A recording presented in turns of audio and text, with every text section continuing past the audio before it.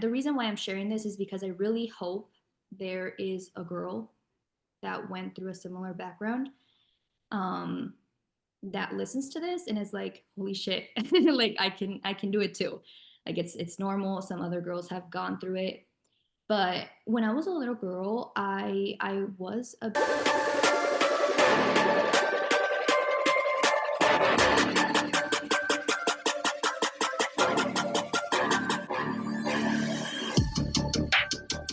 Welcome to the Winners Win podcast, where we don't just talk about success, we live it, breathe it, and build it brick by brick. This is the show for the bold, the grinders, the builders, the dreamers who refuse to settle. Every week, we're going to bring you guys real conversations, raw lessons, and winning strategies from those who are actually in the trenches making it happen. Because in this world, average loses. And over here, winners win.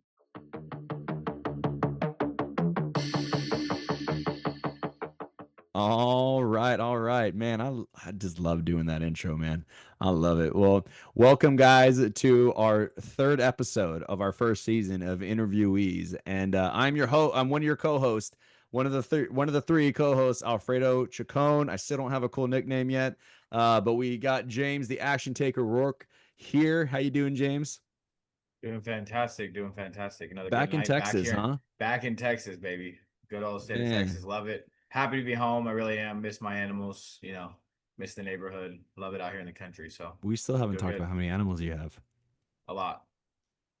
How Over many 20. animals do you got? Over 20. Over 20 animals. I That's literally amazing. have goats. I have 15 dogs right now, but just dogs. 4 goats, like a turkey. I met them all Chickens, too. ducks. They're legit. Chickens, ducks.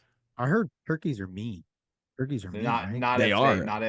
Not if they imprint on you, and my turkey has imprinted on me. Oh, well, So- I've been attacked by He- a turkey. So. He chases the kids around. So Oh, Did you okay. name it Well, Thanksgiving?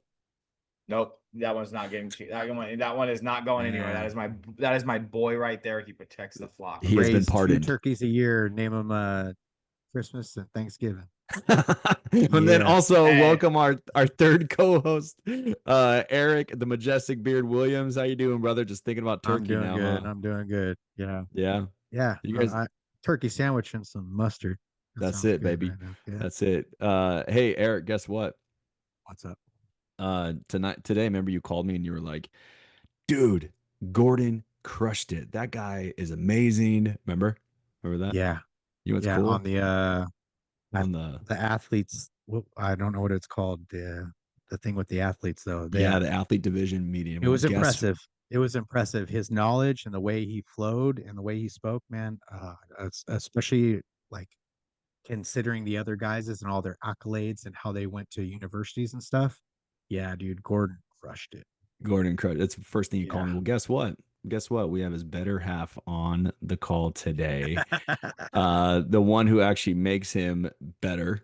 I'll tell you what. I remember training Gordon back when he was a wee lad in this industry, and then he met the one and only. But before you say anything, I'm going to give you some edification here, because you are one of the best in this industry.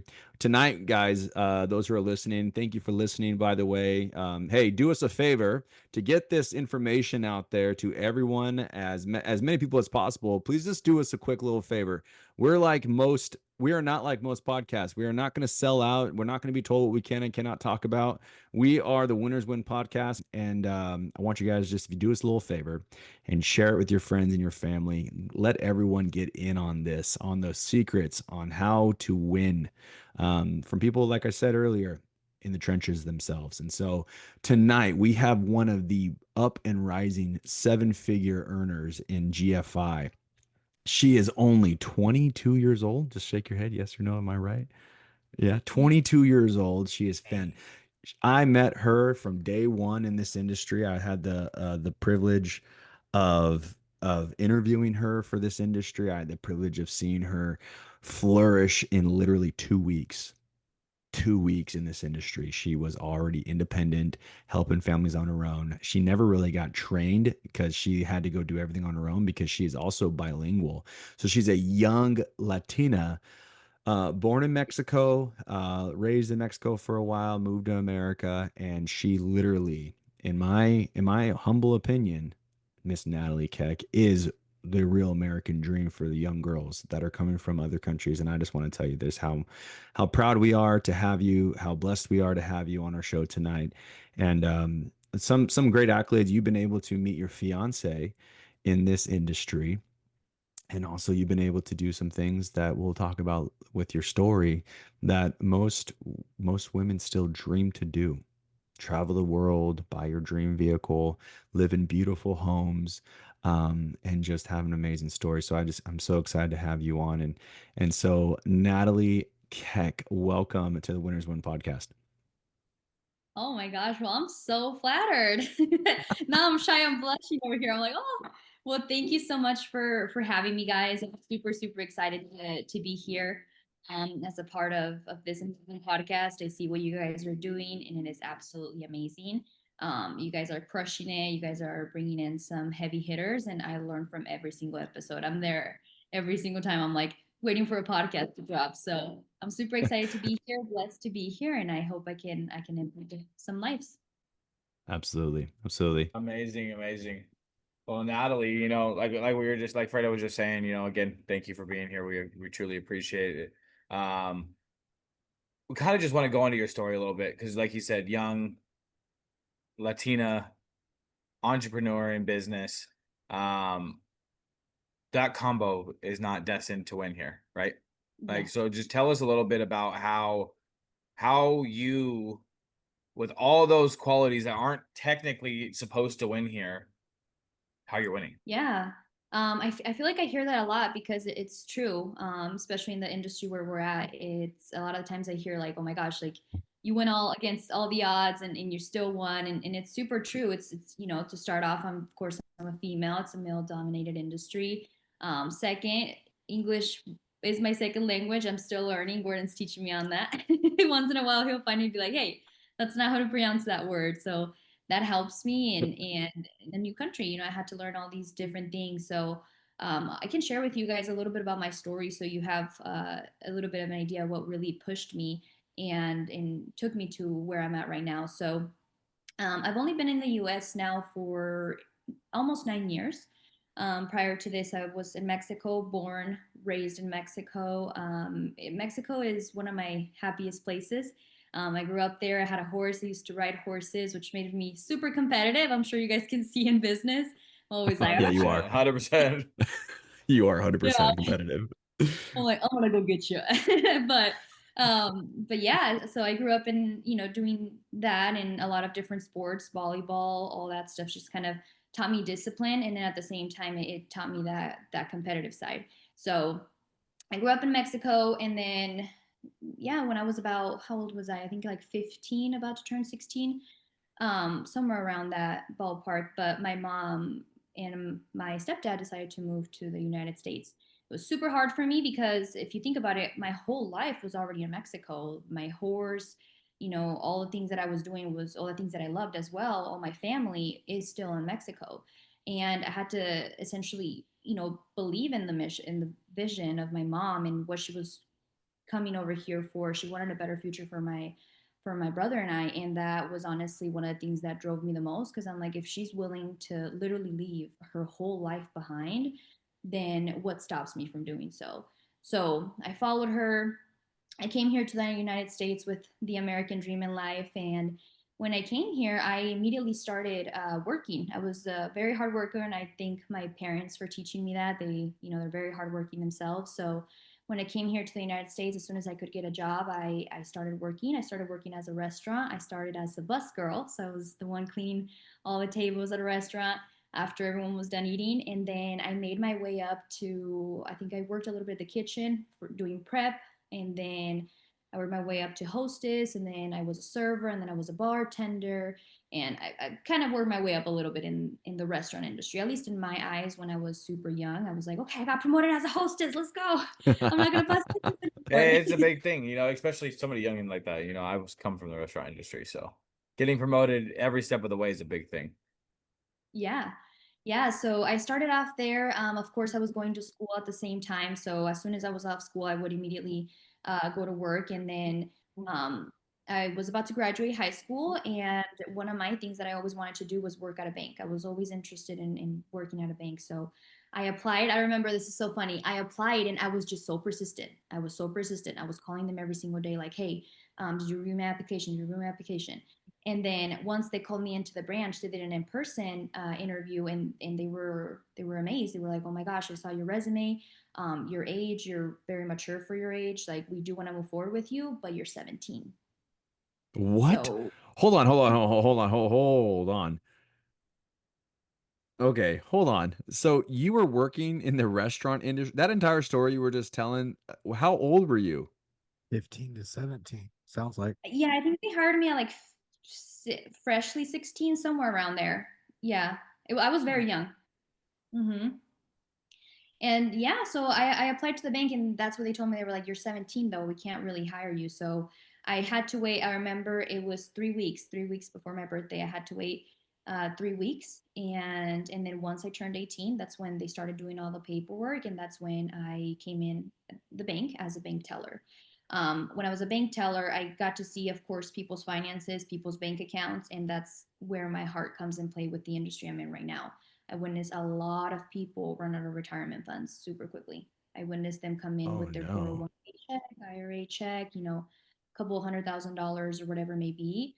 And then in a year or two, witness them having to go back to work, and then now coming in the bank, depositing their checks from Wow. grocery stores or whatever it may Wow. be. So that's one of the things that I carry in my heart a lot, and why I'm so passionate about what I do right now, because it's so true. People just don't know what they don't know.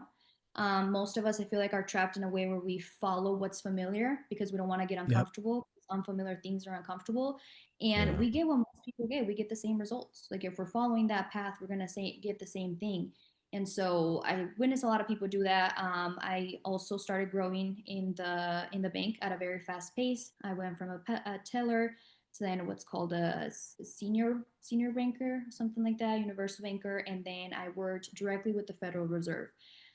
Working directly with the Federal Reserve was not fun. It was definitely not fun. It was a bunch of crabby old ladies, but I learned a lot. I got to see all the ins and outs of things. Got to learn. And so at this point, you guys, I never left the restaurant. I was working at the bank, I was working at a restaurant, and I was a full-time student in college. So I got Wow. Man, my oh man. to be a project manager. Yeah, so I was working a lot. My mindset, and this is still my mindset, I'm a girl. So if I'm not working, I'm spending. and and one of my dreams was always to have real estate properties. That was one of my dreams, and I was always that one girl, like, looking at how can I start investing into real estate, how can I start doing this. And I watched a few videos, and I didn't know anything about finances. Again, I didn't know. Even though I worked at a bank, people expect you to work at a bank and know everything about finances. No, especially depending on what area you're in. The area I was in, I was mainly dealing with cash. That's what I was mainly dealing with directly in the Federal Reserve. I was essentially making sure that the bank had enough money, the tellers had enough money to do their day-to-day tasks and all that good stuff. But I didn't know much about it. I was watching videos. I remember doing my own little calculations, and I'm like, okay, have to have about $100,000 saved in my bank account, so then I can put it as a down payment, and then I can, like, I had all these crazy ideas. Yeah. And I was like, I gotta get to work. I gotta have to have 2, 3 jobs. I don't know what it is, but I have to get my cash in there. So I was a very good saver. But I worked, and then, to be completely honest with you, I did get burnt out. I was working Monday to Mm. Friday, 12, 14 hours a day. And I remember reaching a place where I was just, I was annoyed of life. I was like, are you kidding me? Like, I came here to the United States for a better life. People sold me all this dream about the United States. They told me it was going to be faster and easier to reach my goals. And I feel like I loved my life more when I was in Mexico. Like, that's the position I was in. I'm like, why am I even doing this? Like, I feel so burnt out. There has to be more out of life. There has to be more out of life. And I Wow. was about to receive my certificate as project manager, as a project manager, and I wanted to get into project management, specifically in construction, because, to be real, like, if I'm just being real, just because I wanted to make 6 figures, and that was the easiest way for me to make 6 figures in my eyes. It's true. So I was like, I to be a project manager for construction. I'm getting right in there. So I was about to receive my certificate, and what I started doing was applying at jobs in LinkedIn. And I started applying at jobs, and a lot of them were like, well, you need 15 years of experience, you need a bachelor's degree, you need all these things. I'm like, are you kidding me? Like, I'm like, these people don't realize how young I am, but they also don't realize how hungry I am. They don't realize that Right. wherever you put me, like, I'm gonna make it work out. So, but there wasn't, like, on paper, I wasn't qualified. I wasn't qualified to do any of the jobs. I applied to hundreds of jobs.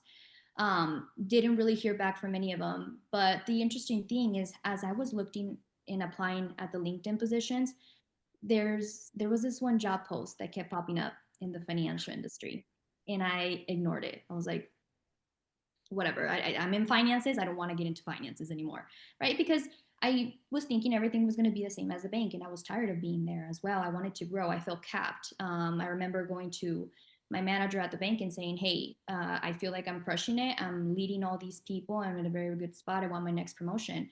And I got told no several times because of my age, literally because of Wow. my age. And so Wow. I felt That's capped crazy. at the Did bank, and you also feel did you feel like you were you feel like you knew like your time at the bank gave you enough like confidence to dismiss that call or to dismiss that inquiry like and like I already know enough about finance. I work at a bank. Like did you think that at all? Yeah. 100%. Yeah, Okay. 100%. Like, I thought I knew it all type thing, and I was like, I Yeah, don't, yeah. why do I, the same reason why I was kind of hesitant of getting back in the financial industry, because not only did I think I knew it all already, but at the same time, I also didn't want to be in that environment anymore.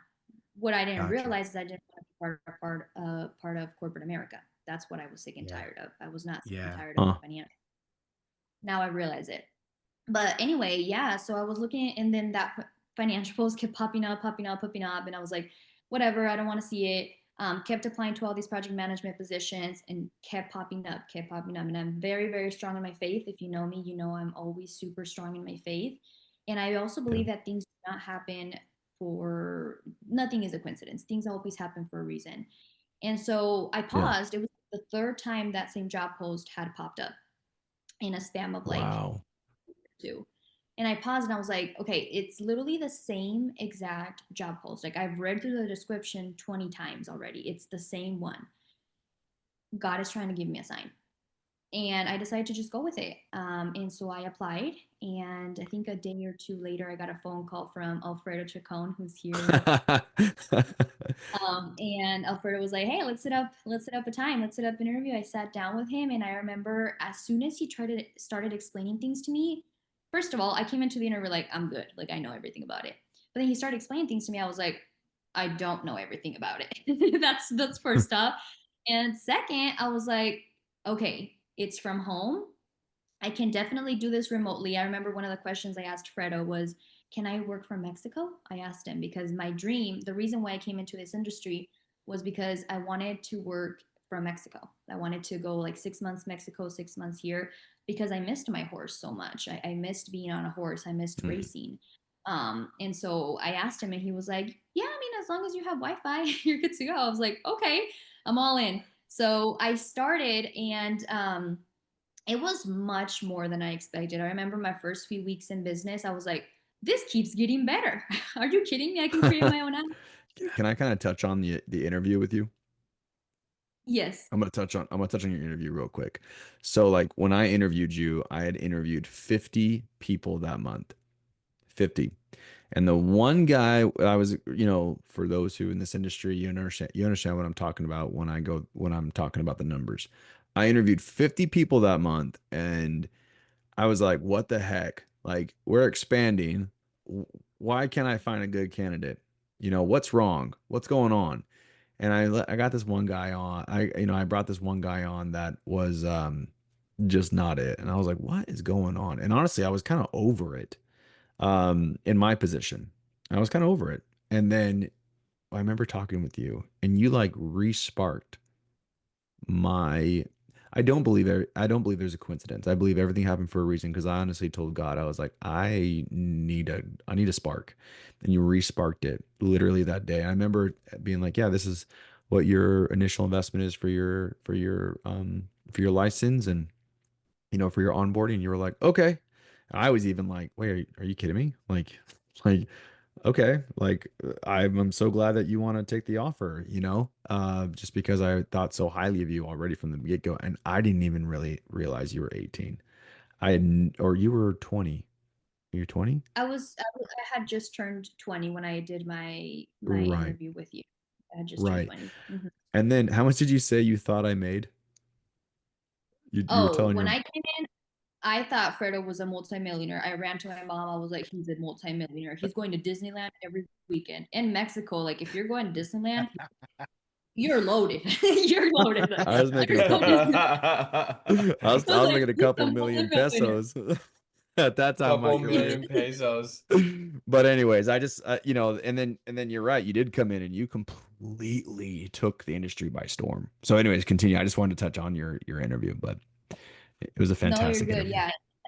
I'm so grateful for Fredo. I mean, that's one of the things I tell him one on one, that I'm super grateful, because I honestly don't know where I would be if this opportunity hasn't, didn't come through me and all that good stuff. He taught me a lot, and he also challenged me. I remember I think I was already in for a few days, I think, and I remember Fredo one day calling me, and like he was just pouring into me, and telling me how he didn't at first, he was thinking of not taking the interview because he saw my age, something like that too. Yeah. He was like, I was planning on not, like, I was not sitting down with someone your age. I was like, and I kind of took it as a Yep. challenge as well. I was like, well, and I made it all work out. GFI has been such a blessing for me. It has taught me so much. It introduced me to personal development. I've grown so much. I met my who's now fiance in business. That's another story. Super funny. I used to not like that guy because I'm very competitive. So I'm sure Fredo can remember how we were like tied. Always. Oh, for number one or two, we'd always be tied. And I was like, oh, this guy. I wanted to, yeah, I was very competitive with him, but ended I up, leveraged I leveraged him because I knew that it would push both of you. So I hit him up. I was like, "Hey, you want to train Natalie?" Plus, I knew you guys would just make such a great couple. And you guys are both young and very good-looking people. And I was like, "You should train her, bro." And he was like, "I'm good, bro." And I was like, "Come on, you should train her." And he's like, "Okay, she is good-looking, dude." And I was like, "Yeah." And then, but it made you guys run together, which was crazy, Chestnut checkers, baby. But anyways, go ahead. Chestnut checkers, baby. I love it. Yeah, it was pretty awesome. I mean, I feel like GFI has completely changed my life. It has taught me so much, and introduced me to some amazing people like you guys. So I just can't wait to see where it's all been. But going Yeah. back to wanting to share my story, and then going back, now that I remember, the initial question was like, what kind of pushed me, like what kind of well, number one, I feel I had a chip on my shoulder. I really did. I had a chip on my shoulder for always being, you're too young for this, or I don't think you're going to be good at this, or I always had a chip on my shoulder. And GFI was what allowed me to prove myself right, because I always knew, like, you know what, like I'm built for way more than any of this stuff. Like I can do it. I can win. I'm not too young. Like I can do things, but there was never an opportunity, or I was never put in a place where I could prove myself right until I came into GFI. When Fredo was like, it's performance based, like you're gonna get paid in direct proportion to your work ethic. A lot of people get scared. I was like, let's go. Like that's absolutely amazing, because that's what I've been wanting. Because I felt like in corporate America, I was not getting paid what I was worth, and so coming in here, Right. that's one of the things that helped me. And yeah, I just wanted to level up. Then I discovered personal development, and it was all up from there. So I think that's mainly one of the things that kind of made me keep going, even despite my age, despite anything. So for all the young people out there, you can definitely do it. I would just remember that there's not in age is not a problem unless there's an absence of value. So those of you who are young, you do have to work harder. You have to work on your personal development a lot. I aim to come across as a 35-year-old. I'm in my mind, I'm 40. Dude, I always in my man, mind, I'm not 22. When people say, "Hey, you're about to turn 23," I'm like 45. I'm just kidding. But in personal development a lot, and you know, at the end of the day, for example, us in the industry that we're in as financial professionals, nobody's gonna care how old I am if I have the information they need. Mm-hmm. That's the first 100%. thing. That's a good line right there because they don't really care what color you are, what age you are, how you look, how you even dress. Like if you can get the information they want, that's all they need. Yeah. Absolutely. Like I just think about it this way. Like imagine if you were on an island for some reason you have not eaten in days and you needed a sandwich and someone has a sandwich, like you're not gonna be like, do you look like you're old enough?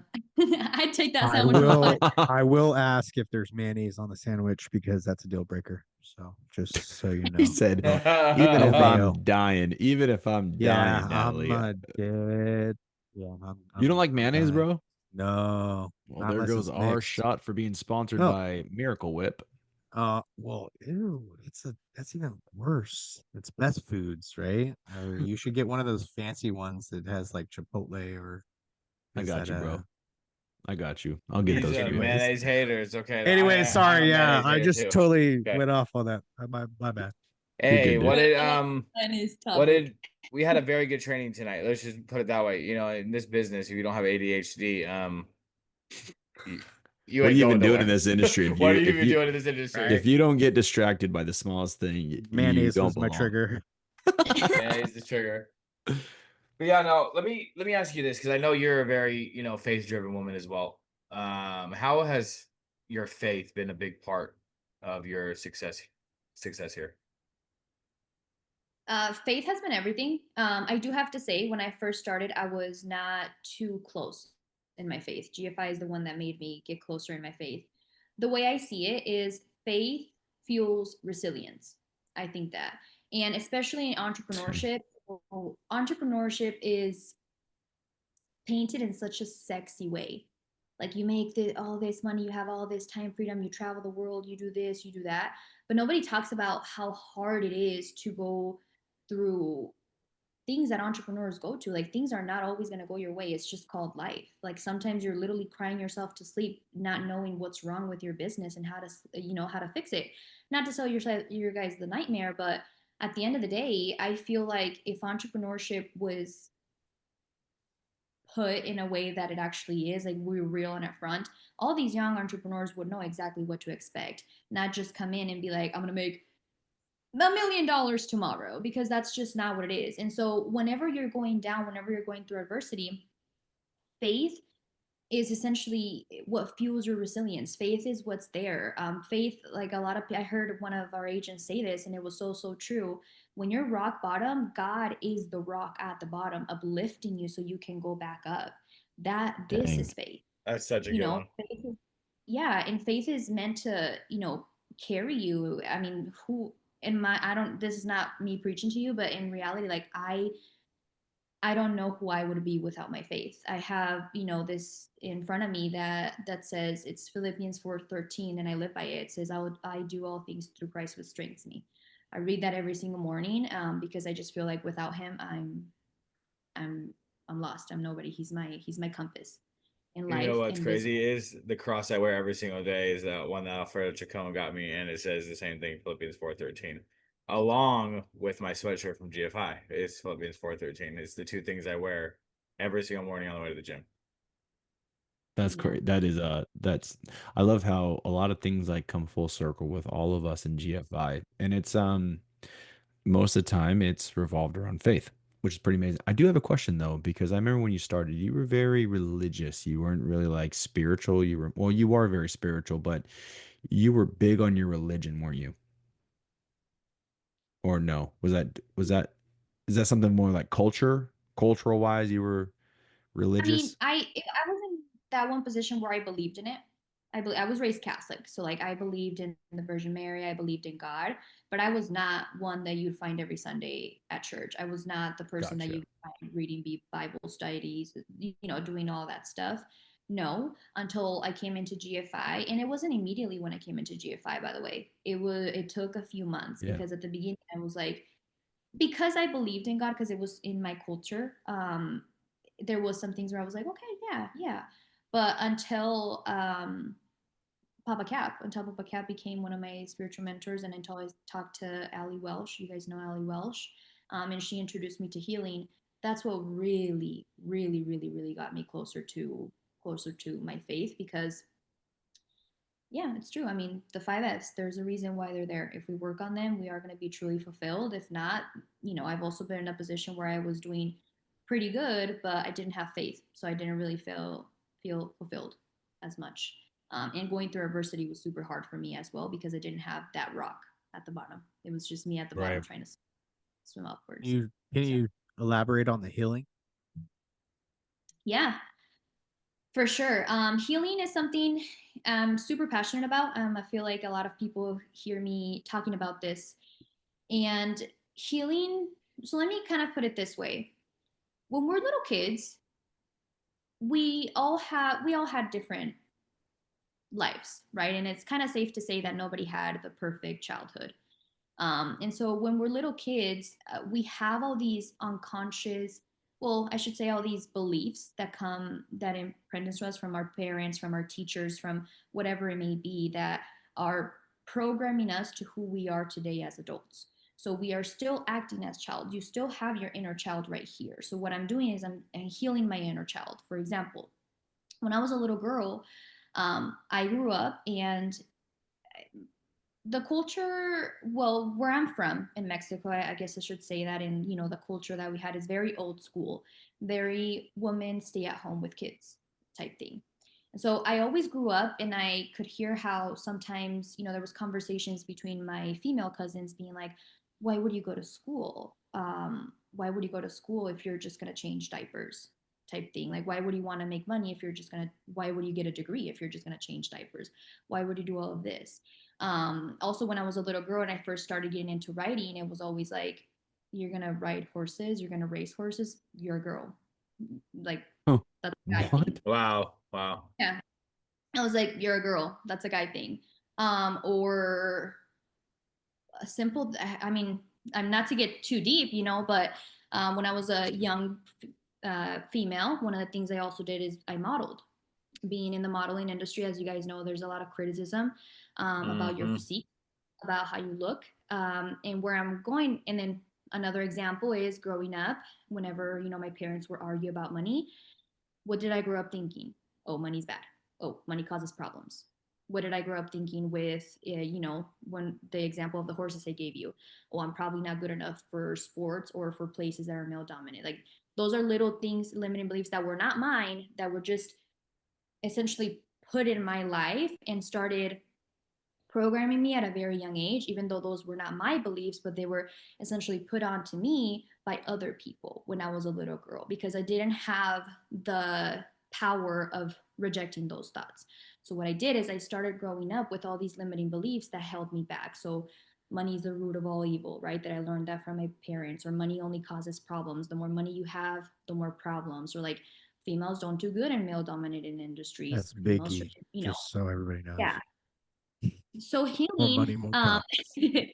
so healing to me is being conscious of your unconscious beliefs and fixing them and changing them to what you want them to be. Because remember, your thoughts are you. You are your thoughts. You are what you believe. Your results are based off your thoughts.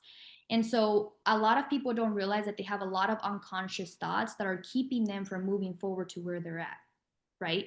Traumas, thoughts, whatever it may be. They all have that in their subconscious mind, and that makes them operate the way they operate. So, for example, me, until I healed the blueprint I had of money, I was stuck at 60 grand a year. I was just stuck there. No matter how many jobs you had, no matter No. how hard you worked, you were stuck at 60 grand a year. Yeah. Wow. Yeah. I never understood why until I read the book Secrets of a Millionaire Mind, where it talks about the blueprint that so what I'm trying to say is healing is when, again, when you do that, when you become conscious of your unconscious thoughts, and then you fix them, so then you can create a paradigm of the person you want to be, so the beliefs, and you can reframe those. Of course, it is also like healing trauma and all that good stuff as well. And one of the biggest things that had helped me heal was get closer to my faith. That's one of the things. And so essentially what I'm doing is I'm changing my paradigm. I'm not the person that that used to have all those old limiting beliefs. I don't think money is the root of all evil anymore. A matter of fact, I think it's a blessing because the more you have, the more you can bless others. I can't go and buy someone a meal that's homeless if my bank account is negative. I just can't.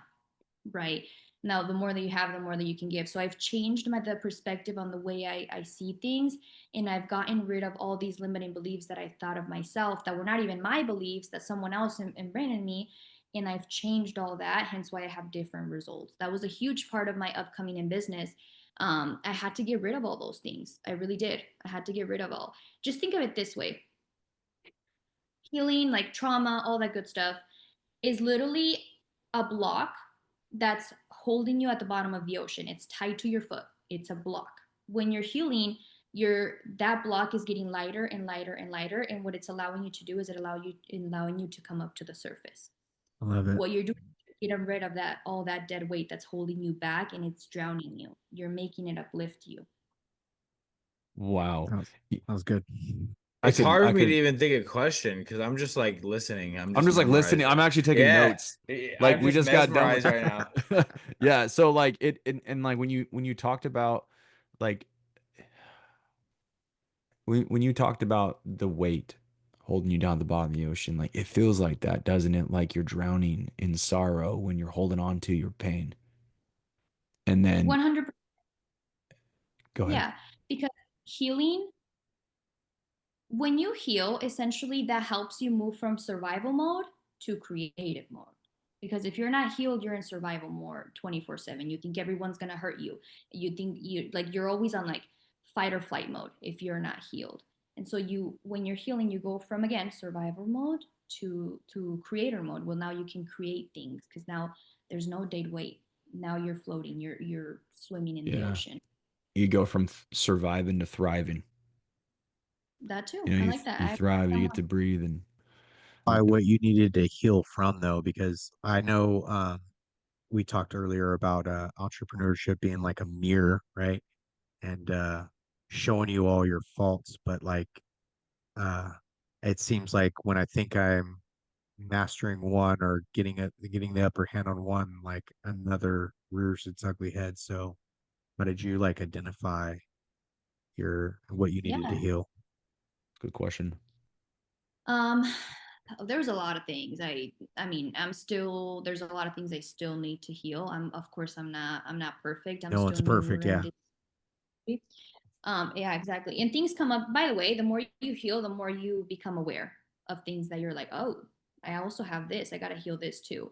The more you heal, because you become more aware. That's all healing is. You are, again, conscious of your unconscious thoughts. So what are some things that I needed to heal?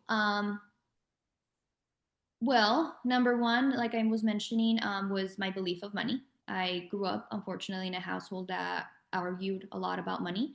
And so, what did little Nataly see? Little Nataly saw money as a problem or the root of every problem. Like, that's all I grew up seeing. So, that's number one. Number two, I had to heal the fact that I thought females were not powerful, females could not work, females were not meant to be successful. I had to heal that as well. I had to heal approval addiction. That's another big one I had to heal. I had to heal. There were so many things. I'm like over here trying to list you all of them, and I feel like there's been so many. Right. I'm just like that too, that too, that too. But I had to heal a lot of things. I'm just trying to think of what other examples I can give you. Let me No, let that's me where ask you I this. find myself though, and I find myself like falling back into emotional ruts, you know what I mean? Like an emotional track that I've already set myself on, and it's been very challenging to like, yeah, deal with that, overcome. Mm-hmm. Yeah, let me ask you this, like how let's walk through the first part of healing. So you said earlier before we started filming, we talked about how, you know, entrepreneurship is a mirror, and the mirror just reflects who you truly are. And I would like for you to kind of walk us through like because healing is so important. A lot of people, like kind of put it on the wayside, like, no, I'm not going to take care of who I used to be because I have something to build. Well, you can't you literally are bringing your old baggage with you as you do that, right? And so 100%. Yep. kind of walk us through like how it felt, the first initial shock of healing, and then how it actually felt when you realized you were on the journey of being healed. Mm-hmm. Okay. I'll tell you guys about that. And I'll also talk about that. I was telling Fredo and the guys earlier that entrepreneurship is a mirror. Entrepreneurship is a mirror. And our coach says it the best way. It's kind of silly, but it's kind of like walking around naked. All your flaws are exposed, everything. Yeah. So it's a good thing because entrepreneurship is a mirror. So it's going to bring up everything you're bad at. All you got to do is just fix it and you're good to go. So Mm. that's the hardest part of being an entrepreneur. It's not learning how to sell, like it's not any of that stuff. It's quite literally becoming the person and the best version of yourself. That's the hardest part. Your mind, like fixing your mindset. That's literally the hardest part. So you do need to heal. Healing is not an option. Healing is the foundation of purpose and learning who you really are. That's what healing is.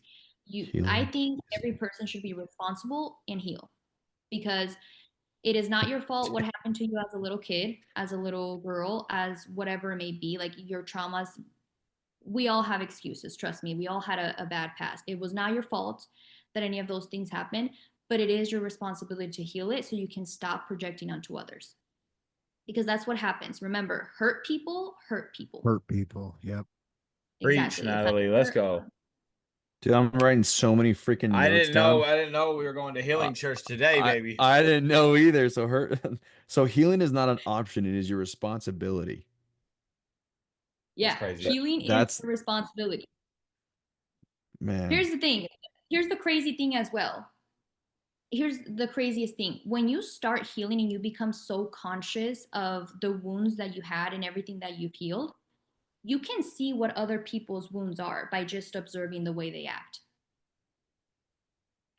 Because they project on everyone, like they project onto you. You can see it. I can literally tell when someone has approval addiction immediately, right? And of course, Yeah. there's some that are obvious or whatever, but I can immediately tell when someone does that. I can immediately tell when I trigger someone because that's all that happens. For example, if I walk into a room and I'm confident, I feel good in myself, I feel good in my body, I feel good in who I am because I speak my truth and I know exactly who I am, somebody's going to get triggered. Not because of me, not because I'm being, full of myself, because I'm not. All I'm doing is being confident, but because I'm shining light in the fact that they are not able to work on themselves enough to be confident and be okay in their own skin. 100%. So that's Man, that's literally good. what yeah, so that's literally why I say healing is our responsibility. If everyone was healed and aware of their wounds and their triggers, the world would be completely different. It really would. So, how did the process start? So, my healing process was unique. I should say unique, different. I feel like God pointed me towards that direction. And to be completely honest with you, I was avoiding it for so long. I did not want to Oh. face my I didn't. I'm not here to tell you guys about my childhood, like the traumas I went through and things like that. Otherwise, we're all gonna cry for hours. But It wouldn't be I'm the just first time on this episode. It wouldn't be the first time on this podcast where we cry. It would So, actually be the third. So but if you don't feel, just so you know, you're not forced to tell us anything that you don't want out. And so, just so you know, it's okay if you want to hold some things back, but also it is okay if you want to let some things go. Whatever you feel needs to come out, let it come out. Whatever you feel need to hold in, that's okay too. when it comes to my journey, healing, I feel like God pushed me to heal. Like everything pointed towards it because healing is one of the things that I was unconsciously avoiding for a very, very, very long time, and consciously too. I did not want to talk about it. I just did not want to I didn't want anything to do with my trauma, right? I didn't want to bring it up to the surface, especially because also when I was younger, I was told to not say anything. I was told to shut up. I was told that if I speak up, I'm going to create a lot of problems and it's all going to be my fault. And I'm going to create a lot of family drama and it's all going to be my fault. And so I just learned as a little girl to keep it all in and bottle it up. right? As well as my emotions. Why are you crying, Nataly? Right? So I was avoiding it unconsciously and consciously as well. I didn't want to really talk about it, anything like that. Here's what's funny. This is why I'm saying God is so good. He will literally give you exactly what you need. So I was living life, casually. I was going on, and I came across this woman. I brought her on the team. It was a random DM on Instagram, the most random DM ever. I hopped on an HI, and turns out this girl was a healer. And she didn't, in her HI, she was just like, I'm a healer. And I was like, I don't know why, something sparked curiosity within me. I was like, well, what do you mean a healer? Like, I started asking all these questions. Long story short, this woman ended up joining the team. Her name is Andrea Corridor. I'm super grateful for her because she is the one that like first opened the door to healing for me. Yeah. And so she started telling me all these things, but I didn't understand anything. To me, it was like as if she was speaking second language. And I was like, I don't know what she's talking about. It sounds cool though. Like, I definitely have to do some work on there, but I just don't know what she's talking about. A few weeks later, we went on a retreat. A few weeks later of her coming in, or maybe it was a month, I don't know, somewhere around there. We went to a retreat, and the night we get there, there's a guest speaker, Ali Welch, who's literally talking about healing. You guys, nobody told me that was the topic. I didn't even know what healing. I knew a little bit from Andrea, but to be honest with you, like, I didn't really understand it. And here's something that Andrea says: sometimes when you're like, sometimes the information will hit when it's supposed to hit. Now, when you want to understand it, it's when it's supposed to um, get to you and land in your head so you can understand it. And Right. I think when Andrea told me about it, it wasn't supposed to hit me. But then I heard Ali Welsh, and she came in, and you guys, this woman is so powerful. She quite literally almost grabbed a bus and ran me over. I was like, Not holy. just you, not just you, girl. I think every single man, woman, and child But you know in what's that room crazy, that night were Natalie? crying. That night, I think everyone felt what exactly you were just describing, because Mhm. we were in that room too. Yep. Because she ran the bus over everybody, because it comes to the point of that, like, we all have things to heal, and it goes back to what you were saying earlier. It is our adult responsibility, especially if we're going to call ourselves entrepreneurs. It is our duty to heal, right? So that's why that night, all of us as entrepreneurs or aspiring entrepreneurs sat there and felt that way, because it's necessary, you know. Yeah, and she just brought up all these things up to all of our awareness. And I remember, again, remember, like I told you guys, I used to hold in all these emotions, and that night I could not hold in any emotions for some reason. Mm.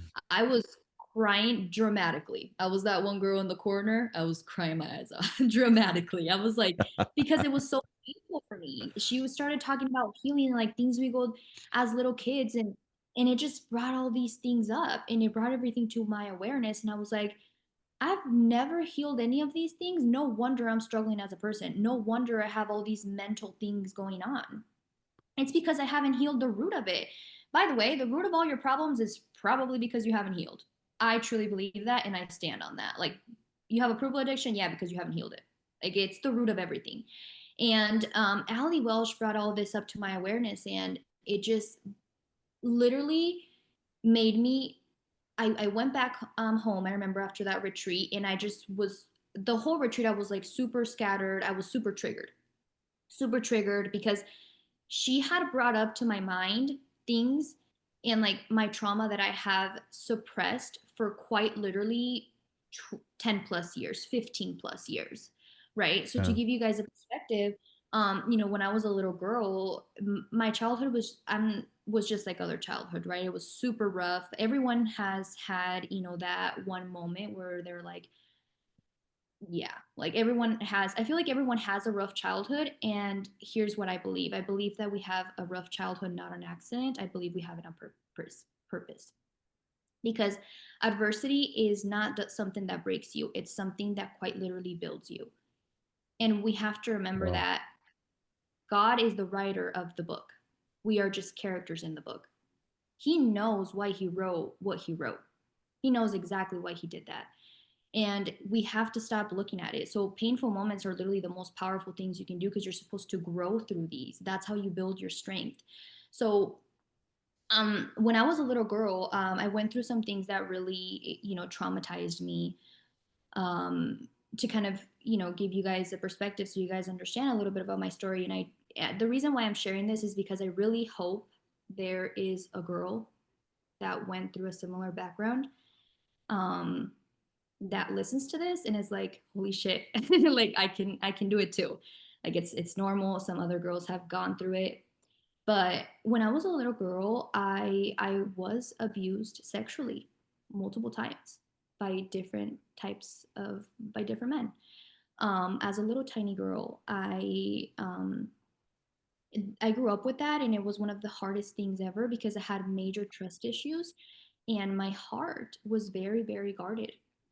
I literally could not let anyone in, and that kept me from letting my team in.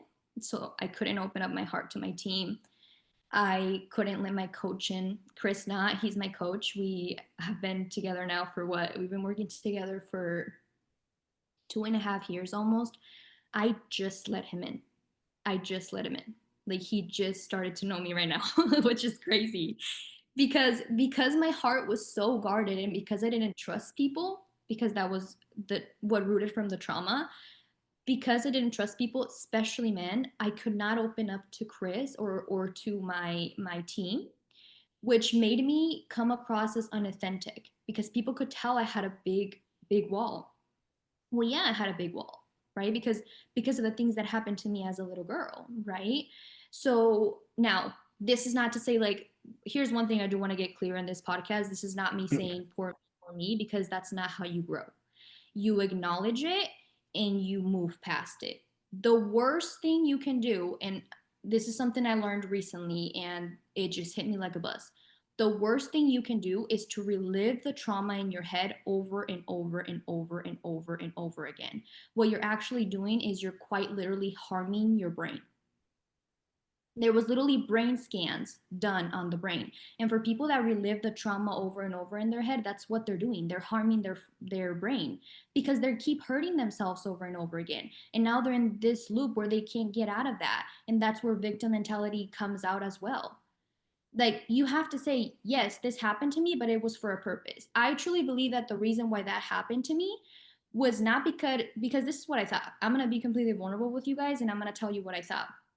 This is why I was away from my religion. I said, why would God want this to happen to a little girl? Why? And why so many times? Like, what did I do to him to deserve this? Like, why? And I had, I got a lot of like resentment towards him, and I just couldn't. I was like, why would God want this to happen to me? I do not believe that. Now that I've healed and now that I've grown, I understand that I'm just a character in his book. And maybe one of the reasons why I had to go through that was so that I can grow as an entrepreneur, become a successful entrepreneur woman, and teach women that they can do it too. And one of the things I'm also going to do is I'm also going to open the biggest women's shelter in the world, where every single woman can go into and have a safe place. Like if your family told you have to shut up, you can't tell anyone because that's what the family told me. You can't tell anyone. You have to shut up because if you do, what's going to happen is you're going to create family trauma and you're going to create division. Little girl Nataly didn't want to do that. But now I'm like, there's millions and millions and millions of girls out there. Like, actually, Fredo, if you were to pull up my system progressions um, from when you first hire me, you'll see it in my dreams list. We'll open a women's shelter. Really? Yeah, I'm gonna pull that up. Doing it. First off, I just want before I pull that up because I'm gonna share my screen and share everyone. But I just want to. I did not know that, and I don't know. Maybe we'll have to edit this out. But I am I won't edit this part out. I'm just really proud of you. Right. Like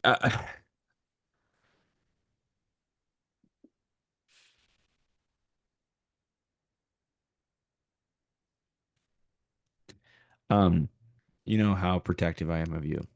And I didn't know, and I'm just really sorry that you went through that. But I'm really happy that we did this just because there's a lot of people out there that aren't as young as you that are actually like that are people that I actually know that are in their 60s and 70s that still deal with keeping their mouth shut from it. And I really hope that person they know who I'm talking about, just know that I know and I love you. Um, and I'm just really glad this is getting out because you're starting to build it virtually right now. Um, uh, I had no idea that happened, and I'm really sorry. But I'm gonna pull up your sister progression because we're gonna make that dream come true. Uh, and Yeah. I'm speechless. Like No, you're good. this is like a Yeah. real winner's win Mhm. because we were talking to Joey last time and we were telling Joey, haha, Joey, she made me actually cry. You usually got me choked up. But we were telling Joey that like people think that when you get into entrepreneurship, when you get into these kind of like environments, that it's all winning and that when they lose, that it's an indication for them to quit. And it's actually an indication to move forward. When things don't go your way, when the person hangs up on you, when you face your actual trauma, when you become real, because the entire time we're reliving our trauma, we're actually just putting the mask on more. And we're getting faker from our real self. We're getting more fake. We're distancing ourselves from our potential when we allow the trauma to dictate our fate and not build our destiny. And that's just what I've learned from you tonight. That like your trauma is, you said it perfect earlier. The worst thing you can do is relive the trauma because it destroys your brain. And trauma is not there to break you; it is there to build you. So, anyways, I'm gonna let you guys. Yeah, so I will. Like that's one of the things I will do. I will build a big women's shelter because I believe that what makes in other people's eyes, what makes me in other people's eyes unqualified is the reason why God qualifies me. Because now I can coach others to go through the same thing rather than hurting them, right? Because that's what a lot of people do with their unhealed trauma. They hurt you. So for example, I'll give you guys that example as well. This is another one of the things that I had to overcome. Um, I grew up, as soon as my actual dad knew my mom was pregnant, he left. He immediately left. So I grew up without a dad. I grew up with only a mom. Or now I know that. I didn't know that up until 2 years. I didn't know my stepdad was not my biological dad, right? So I had it's called an abandonment wound, right? Where you feel like everyone's leaving you and nobody's there for you, and you know you feel all of these things. My mom hasn't healed that. My mom has not healed the fact that he left her and he left us. She has not. And rather than healing it, she would rather keep within herself, she rather keeps resentment towards them, and keeping her walls up and keeping, you know, like that's what she does because that's what she turned her trauma in. Instead of turning it into power, she turned it into resentment, because that's what you can do. You can turn your trauma into power, or you can turn it into resentment. And that's what my mom did. So whenever I started getting in a relationship with who is now my fiance, she kept pouring all her limiting beliefs and all her trauma onto me. That's what she kept doing. He's gonna leave you. He doesn't really love you. He's using you. Like over and over and over again, you shouldn't get married. Why would you get married? To this day, she doesn't like the fact that I, live with him. Why? Not because he doesn't like me, not because he doesn't love me, not because we're not happy together, but because she hasn't healed the fact that the person she had a baby with is not there, not understanding that that's not my problem, that's hers and for her to heal, but she doesn't want to face her own demons, hence why she's pouring it on to me, you know. And so that's some of the things that, an example, why is it so important to heal yourself, to not hurt others. She unconsciously hurt me, She doesn't hurt me anymore because I know now that it comes from a very unconscious spot. Also, the more you heal, the more grace you hold for people because you've been there. That's another good thing there. You've been there. You know exactly what they're going through and you understand them, so you hold a little bit more grace You can and patience. empathize. Yeah. Exactly. So I know that took a dark turn, but no, it's not a that's dark turn because, to be honest with you, Nataly, it's a turn that needs to be talked about more because I'm reading your system progression sheet, and let me just show you guys what she's talking about. By the way, when was that system progression sheet published? That was March of 2023. Oh, can you guys see my? Oh, hold on. Yep. Okay. Well, I gotta move this. That's not even updated. We gotta update that. That's how old it is. So can you guys see So that? No, this is very old. This is the original. This is your original dreams list. Which, by the way, those who are, but it's right here, and I'll explain what this is.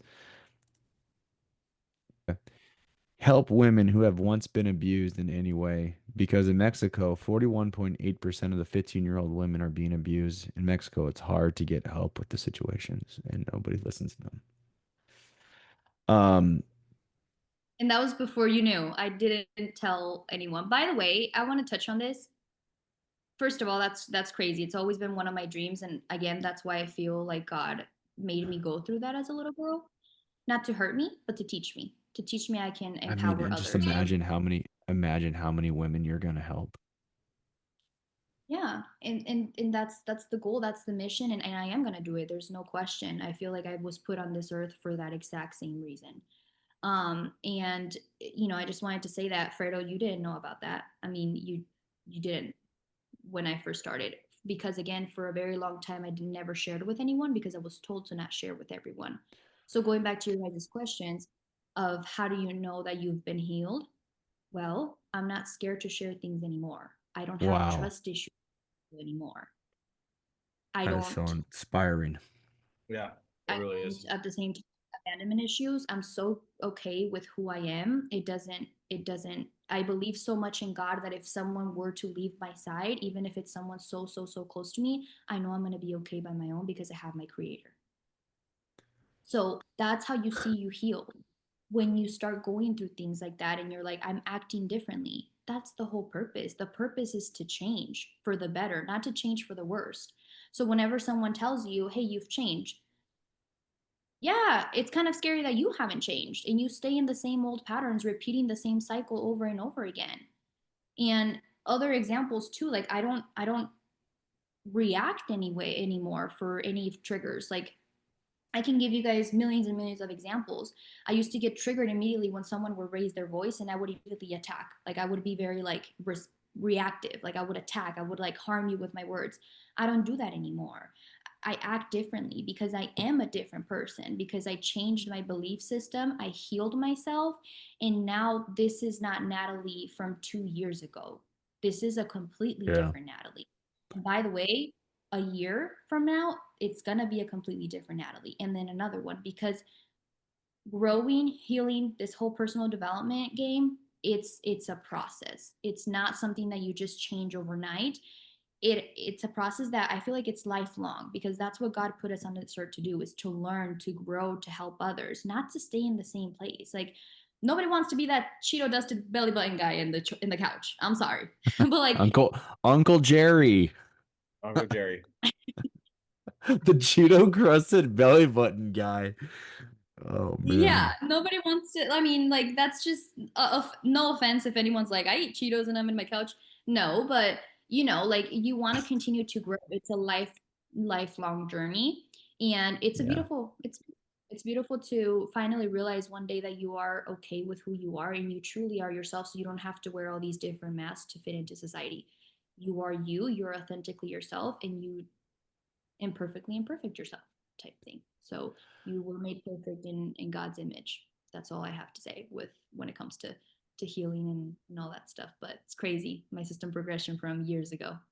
I mean, Wow. it's That's insane. awesome. Like I had no idea. Like I read over that, and like just to see it come to light now. And it actually said 3 years ago. And it says in 3 years you want to start helping women. I mean, imagine this.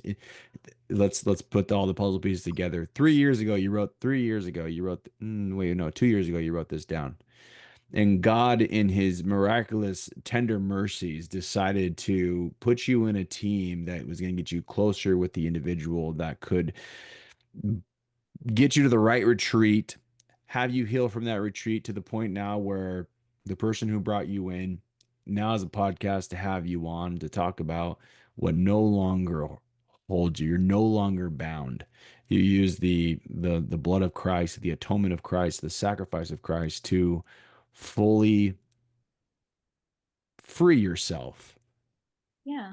of trauma, and now you're helping people. Like, no matter if there's like no shelter that there's no physical shelter right now, but the shelter that was in your mind and in your heart to actually do that for them is now starting to come to life because your paradigm was shifted, and now it's going to become a tangible thing, and you're going to help so many people. So you're on the track. I bet you anything in a year you're going to have a spot. I bet you anything in a year Oh, you're going to have a spot for women that are trafficked. And And man, yeah, and by the way, like God keeps reassuring the path. Like I actually had a conversation earlier today with an agent asking like, how do I know if it's a God sign or if it's not? And I feel like he keeps like pointing you towards that same direction over and over and over again, kind of like reassuring you, like, yes, this is where you should go. This is where you should go. This is where you should go. And how I'm tying that to what I think my purpose is here in life. Actually, what I know my purpose is here in life is because here's the crazy thing. I've brought into the team a few people, a few women that had the same past. wow. And they had opened up to me and like kind of because a lot of the times people see me in the team as like, oh, if you have healing or whatever, go ask Nataly or something, and they've come and asked me, and it's kind of cool that I get the opportunity to coach them because I've been there. So I feel like he's already having me impact all these women's lives Yeah, you're already that starting it. like I yeah, I was would just have gonna never. say, you don't need a physical place. You are the physical place. Wow. Yeah, the You crazy don't need a thing That is physical is a that. place. You are very, one. And also, here's the crazier thing. A woman in my team that had the same past as me, which I'm not going to say her name just to kind of keep right, it. right. I'd edit it But out if you did. But please don't tell us, even if I can edit it out. but one of her big dreams is also to open a women's shelter. So it's crazy how she some way somehow from millions of people that are out in the world, some way somehow she's the one that ended up in this team. And then me as her direct leadership, like we both have the same vision, we both have the same goals, and we both want to go out there and do that. And I'm like, Yeah.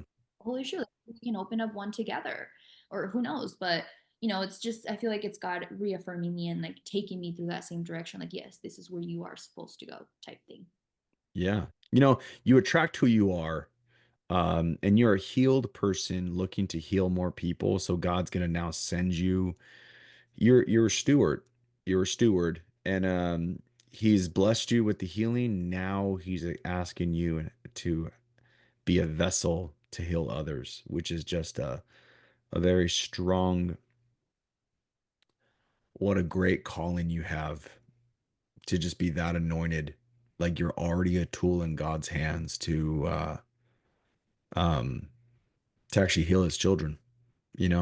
I wanted to share with you, there were some things that I've learned from you in the past that are constantly in on my office. And one of them is when you and Gordon gave a beautiful training. I want to say about like 8 months ago, 9 months ago, maybe about a year ago. And there's a little quote from you that hangs on our calendar in our office that Nicole wrote down, because that was one of Nicole's first fully emerged um, training call that she did. And it is, you It cannot was in have, December. it was in December. Yeah, Mhm. that's right. It was right after your December. birthday, right after the April. 8th. And you can't be. It sits here above her computer. She always has it near her computer. And it is, you cannot be negative and grateful at the same time. And it is a constant.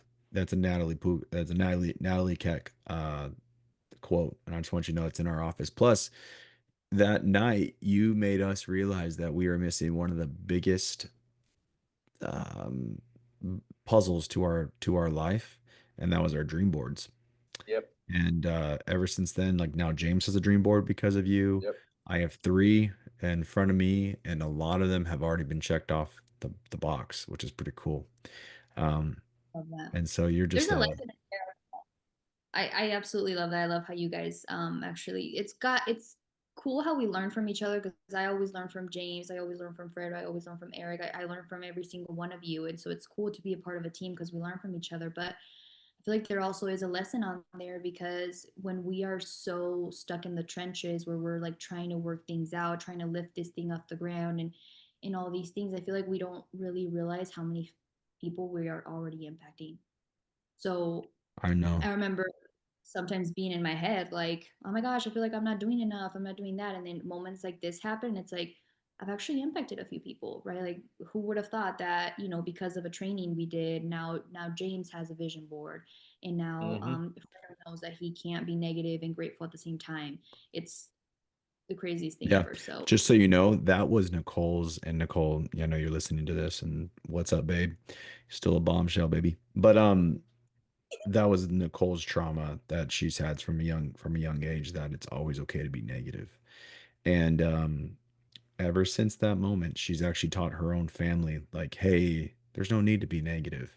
Like we're not perfect. No one's perfect, but that little thing has really helped us strive to have positivity in our life more than, and really like audit our thoughts, help us think about Yep. what we think about, So um man, I was one more thing I want to ask you before we wrap up. This is is is the importance, like, okay, I actually had someone text me the other day, and it was because you and I were already talking about this. It was already in my cerebellum, but women in sales, and someone called me. They were like, it seems like everyone I talk to is moving forward, and I was like, it's because you're a woman. It's because you're a girl. Like, what's the percentage of women making sales more than men in this industry?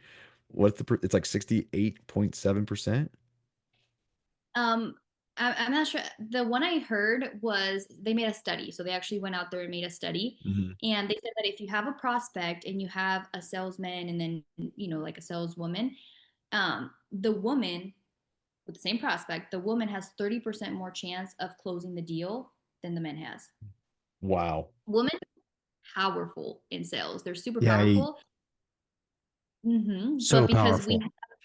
we have a lot of different we have a lot of natural gifts, so we are a little bit more empathetic, we are more active listeners, we listen and we actually like understand where this person's going. And because we active listen a little bit more, what happens is we're asking better questions because we can tell what the person is trying to say. So we ask better questions. And what is closing is how many good questions can you ask to get the Huh. prospect to make a decision.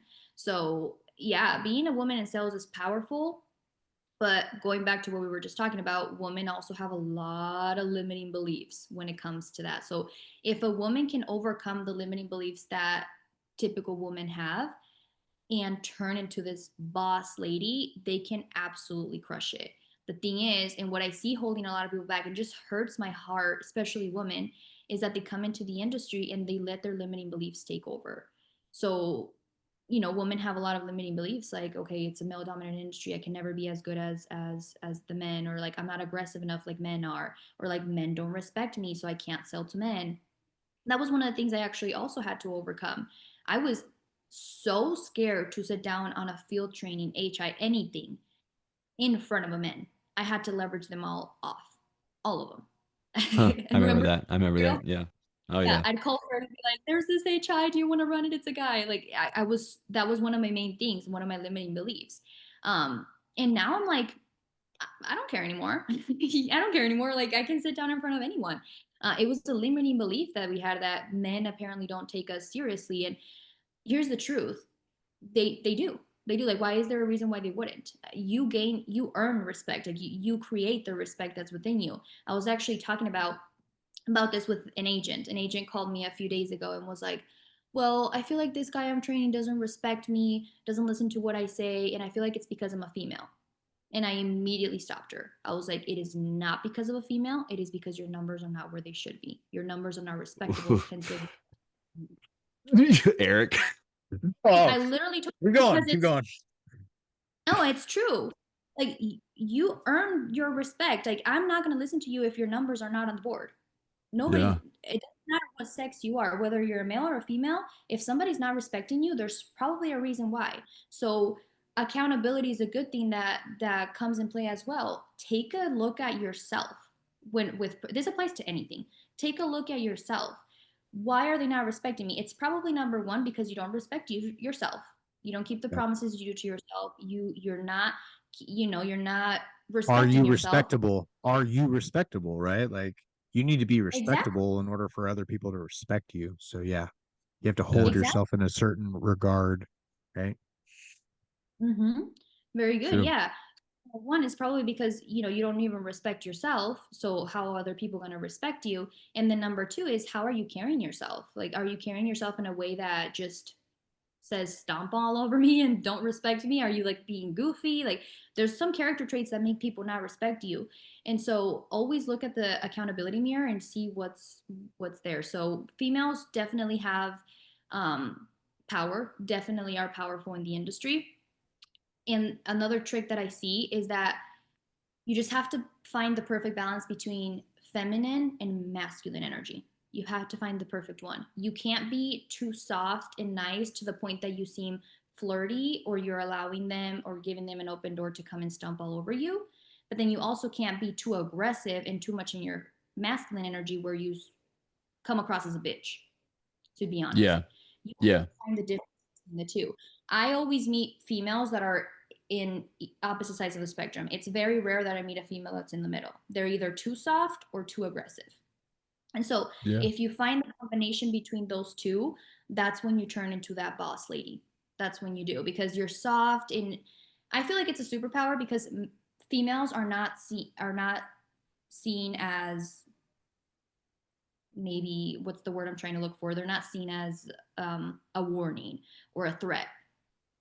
Men are most of the time. If you were to put a Only female and a man physically. right next, yeah, You right.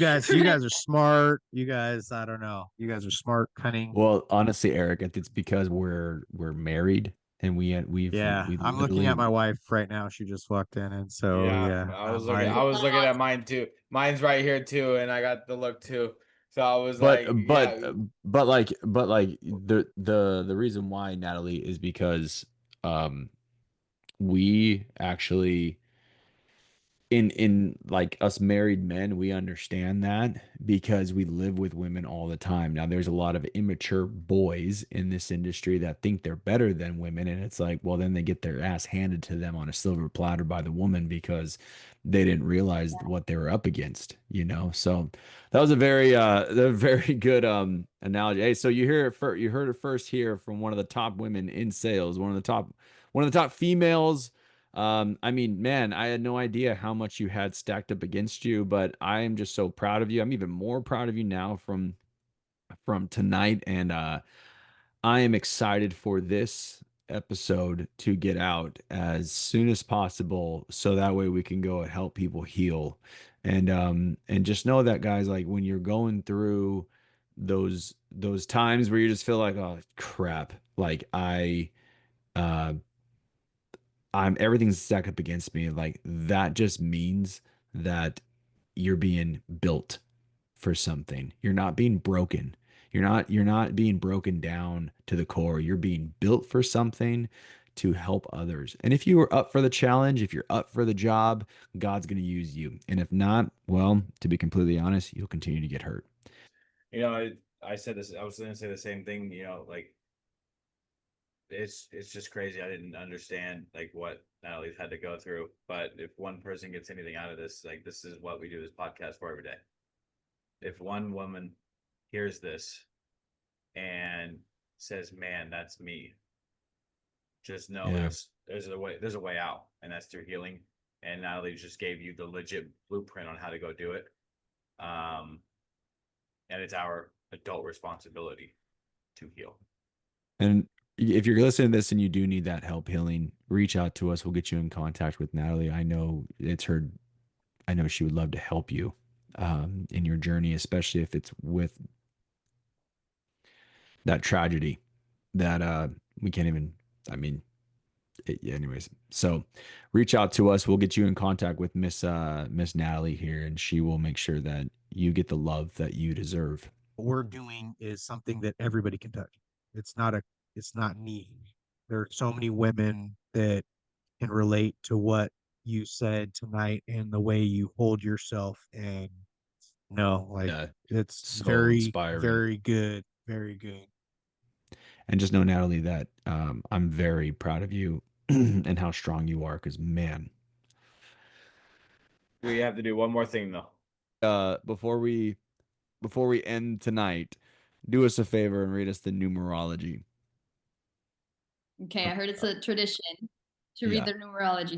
I'm super excited about this. So it says a day when leadership meets wisdom in service of harmony, to best use the day to channel ambition into something that strengthens relationships and brings peace. On day 6, people are drawn towards family, home projects, and helping others. It's also a good day for resolving conflicts and making commitments. Dang. Seems like it fits perfect with our message tonight. And by the way, today's date is August. For those who are just like, you just plug that in. It's actually August 7th, 2025. Go look at the numerology. We didn't just plug it in. It always fits in because here at the Winners Win podcast, we win and we're doing the Lord's work. And so let's end it with the GFI. James, you want to lead us on it? Yeah, guys, we're here. GFI. And go for it.